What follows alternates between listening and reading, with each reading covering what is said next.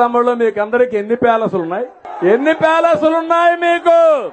జగన్ కి ఎన్ని ప్యాలెస్లు ఉన్నాయి తెలుసా? బెంగళూరులో ప్యాలెస్ ఉంది తెలుసా?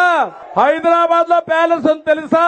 తాడేపల్లిలో ప్యాలెస్ ఉంది, చెన్నైలో ప్యాలెస్ ఉంది, ఇడుపులపాయలో ప్యాలెస్ ఉంది, కడపలో ప్యాలెస్ ఉంది.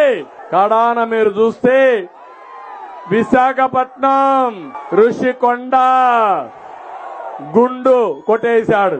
500 కోట్ల రూపాయలు నేను ఇచ్చిన టిట్కో ఇండ్లు కట్టాడా అని మేము అడుగుతున్నా. కట్టాడు.